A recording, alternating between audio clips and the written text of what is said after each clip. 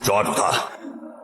你给咱紧紧的抓住！父皇，这经济上都是刺，他身上确实是刺，不敢抓是吧？看爹抓给你看！这是朱元璋教给儿子一堂最生动直白的为军必修课。胡惟庸一案爆发之后，朝中被牵连的大臣不计其数。朱元璋本着宁可错杀1000也绝不放过一个的铁腕原则，把涉案人员全都押上了断头台等候问斩。就连太子朱标的老师宋濂也没能逃过这一劫。眼看跟着父皇打天下的昔日功臣即将被屠戮殆尽，一向仁厚的朱标立刻就闯进皇宫找父皇求情。他恳请朱元璋能网开一面，宽恕这批开国功臣，他们就算有错也远远到不了论罪处死的地步。凭着这么多年为大明立下的汗马功劳，完全可以功过相抵，免去一死。听着朱标这番完全不符合帝王身份的言论，朱元璋是一脸的恨铁不成钢。他做梦也没想到自己悉心教导多年的儿子，直到现在都没能成长为一位合格的储君。身为帝王最忌讳的就是妇人之仁，于是为了让自己亲手打下的大明王朝能传至千秋万代，朱元璋当即便给儿子开启了人生中的最后一课。他随手从旁边的花丛里拔出一根带刺的荆棘，递到朱标面前，让他伸手抓住。怎料朱标看到荆棘上面密密麻麻的尖刺时，却迟迟不敢伸手。见此一幕，朱元璋也不再和儿子多费口舌，他直接握紧荆棘，硬生生把上面所有扎人的倒刺全部撸得干干净净。眼前这幅场景把朱标吓得尿不湿都尿湿了。朱元璋或许不是一位好老板，但绝对是一位合格的父亲。彪儿，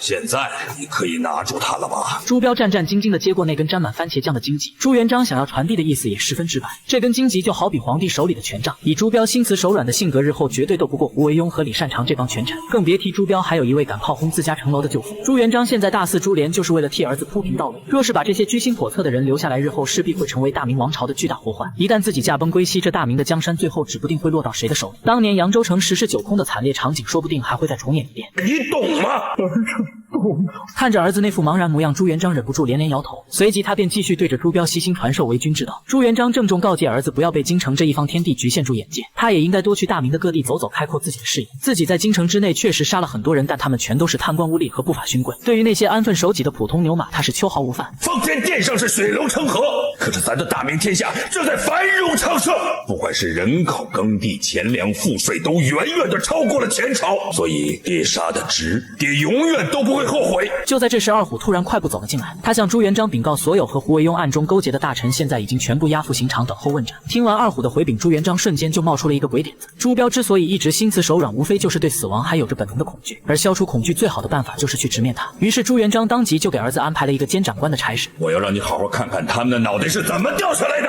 你要永远给咱记住这个场面。快去！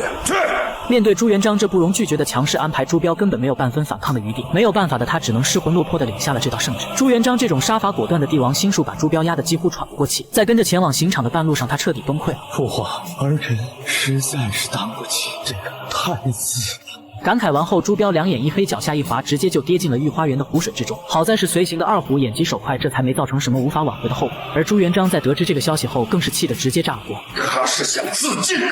这个孬种，咱咋会生出这样懦弱的儿子来？眼看皇上已经气得快要湿了，太一旁高情商的李靖赶忙打起了圆场。太子并不是想主动投河自尽，只是一时失神，脚下没踩稳。一听这话，朱元璋瞬间两眼放光。对，李靖啊，你说的对，太子是一筐绳失足落水的，不是什么投河自尽。听着，谁敢说太子投河自尽的，杀无赦！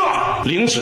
朱元璋说罢，这才反应过来身旁还站着2名宫女，于是他赶忙开口禀退了2人。等他们离开后，朱元璋便叫来了锦衣卫吴峰，并对着他使了一个眼神。吴峰当即心领神会，就给这2个撞见秘密的宫女安排好了鸡腿盒饭。然而一波未平，一波又起，玉儿突然赶来禀告说，马皇后那边又出现了新的状况。为了逼朱元璋放过这些开国功臣，马皇后已经整整7天没有进食了。太子投河，皇后绝食，他们个个逼着咱宽恕那帮罪臣呢。